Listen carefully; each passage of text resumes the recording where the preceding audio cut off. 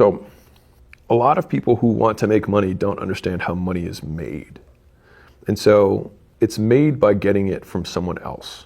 And they have to give it to you voluntarily or it's theft. And so assuming you don't want to steal, then you have to give something to someone else first. And then by doing that, they give you money in exchange, which is why I love capitalism. It's a voluntary exchange between two parties.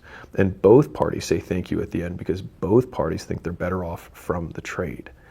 And so the idea is what you want to be able to do is find something valuable to trade.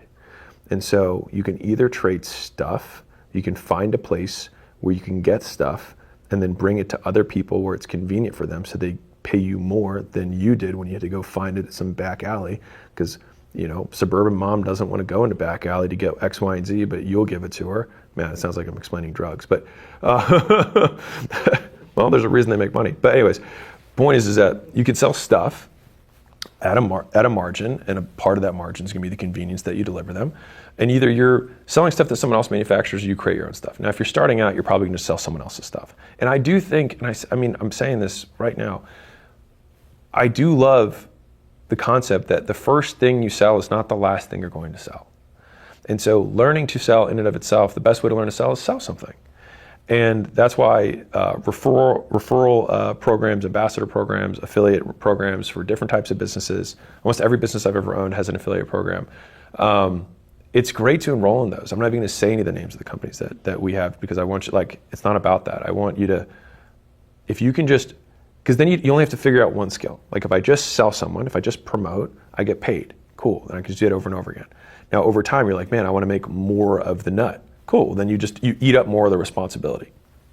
So you can either sell stuff or you can sell skills. You can sell outcomes. And so that's where you develop a certain expertise. So like in the beginning for me, and like the first time the first money I ever made from a stranger was that I had a lady at the gym. It's a real story. I was in really good shape. I like to think so. And she said, will you meet me and do a nutrition consultation for me? And she didn't even say that. She said, will you help me with my food? I think is what she said. And I said, sure. And so we met at a pizza place, ironically. No, this was after college. So this is after I graduated from college when I was still a consultant. So we met at a pizza place and I was like, okay, well, what are you currently eating? And she was like, this. And I was like, well, what do you want to do? She's like, I'm trying to lose weight. And I was like, well, this is something I eat for breakfast that's less calories than your thing. It's pretty good. And try this and try this and try this. And it took like an hour. And then I had like a notepad and I gave her the notes or whatever. And she took out her purse and she wrote $200 on a check and she handed it to me. She was like, thanks so much. And I was like,